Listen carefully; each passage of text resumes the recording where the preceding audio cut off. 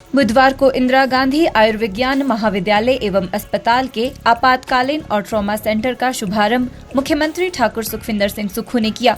इस मौके पर उनके साथ स्वास्थ्य मंत्री डॉक्टर धनीराम शांडिल, मुख्य संसदीय सचिव संजय अवस्थी, शिमला शहरी विधायक हरीश जनार्था और नगर निगम के महापौर सुरेंद्र चौहान मौजूद रहे। मुख्यमंत्री ने मीडिया से बात करते हुए कहा कि पूर्व की भाजपा सरकार ने चुनाव आते ही आधे अधूरे भवनों का उद्घाटन कर दिया, लेकिन कांग्रेस ने सत्ता में आते ही ट्रॉमा सेंटर के आधे अधूरे भवन का कार्य पूरा करने के लिए प्रयास शुरू कर दिए थे। उन्होंने कहा कि आपातकालीन वार्ड में भी उच्चतम सेवाएं प्रदान की गई है, जिससे कि मरीजों को किसी भी प्रकार की परेशानी का सामना न करना पड़े। मुख्यमंत्री ने कहा कि आपातकालीन वार्ड में डॉक्टर की संख्या को भी बढ़ाया गया है और साथ ही स्टाफ नर्स के लगभग 400 पद भी स्वीकृत किए गए। पिछली जो भारतीय जनता पार्टी की सरकार थी, आधे अधूरे भवनों का उद्घाटन करके चली गई, ना कुछ और किया। सोचा चुनाव आ रहे हैं, जितने जगह हमारे नाम की प्लेट लग सकती है उसको लगाया जाए। जब मैं पिछली बार आया था तो मैंने देखा कि आधी अधूरी बिल्डिंग का उद्घाटन हुआ है और हमने इस ट्रॉमा सेंटर को सबसे बेस्ट ट्रॉमा सेंटर बनाने के लिए प्रयास शुरू किए। मेरी हेल्थ मिनिस्टर साहब से बात हुई, यहाँ के लोकल एमएलए से बात हुई और हमने कैजुअल्टी का भी जाकर देखा। एक बेड पर 2-2 मरीज लेटे रहते थे क्योंकि बेड की संख्या कम थी। कोई दुर्घटना हो जाती तो उससे भी बुरा हाल होता था। हमने बैठक की और इंस्ट्रक्शंस दी कि जो कैजुअल्टी वार्ड है उसको अपग्रेड किया जाए और इस बेड को कैजुअल्टी वार्ड का नाम बदल कर डिपार्टमेंट ऑफ इमरजेंसी मेडिसिन कर दिया। और इसमें ये प्रयास है, इंस्ट्रक्शन दी गई कि अब जो पहली नज़र में जो पेशेंट आएगा वो इस कैजुअल्टी में आएगा और एक बेड पर एक ही पेशेंट होगा और उसको उच्चतम स्तर की सुविधा प्रदान की जाएगी। हमने यहाँ 8 घंटे के लिए डॉक्टर की ड्यूटी को निर्धारित किया है, लेकिन समय के अनुसार कभी 8 से 1-2 घंटे ऊपर नीचे हो सकता है। लेकिन पहले क्या था, कैजुअल्टी वार्ड में 72 घंटे डॉक्टर्स को, एसआर को ड्यूटी देनी पड़ती थी। हमने यहाँ डॉक्टरों की संख्या को बढ़ाया और जो स्टाफ नर्सिस है 1 महीने के भीतर हर 6 पेशेंट पर एक स्टाफ नर्सिस उसको देखेगी। स्टाफ नर्सिस के कंधों पर बहुत अधिक बोझ था। एक स्टाफ नर्स 12 पेशेंट को देखती थी।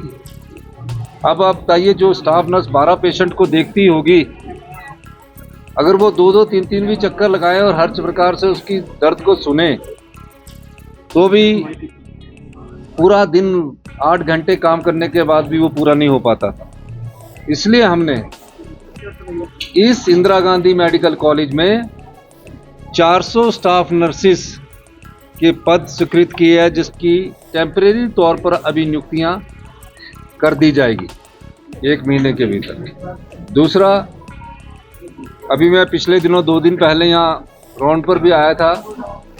मुझे पता लगा कि रेडियोग्राफर को महज 10,000 रुपये मिलते हैं, लेबॉर्ट्री टेक्नीशियन को महज 10,000 रुपये मिलते हैं, ओटीए वाले को महज 10,000 रुपये मिलते हैं।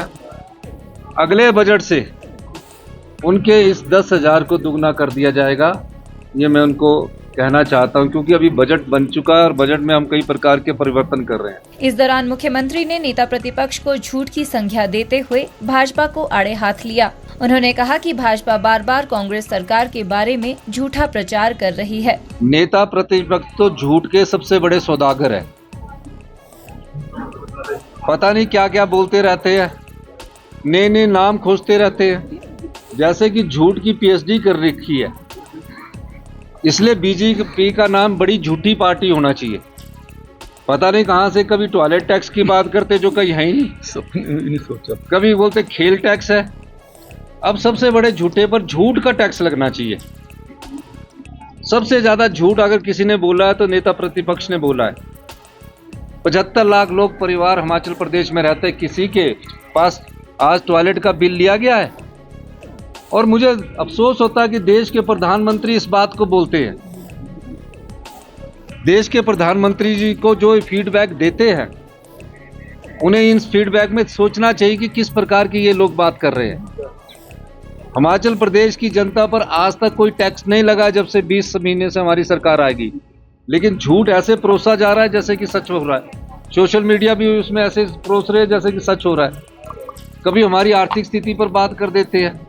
अगर हम किसी चीज को सही करने की दिशा में व्यवस्था परिवर्तन कर रहे हैं तो उसको ऐसा शो करते हैं कि हमारी स्थिति ऐसी है।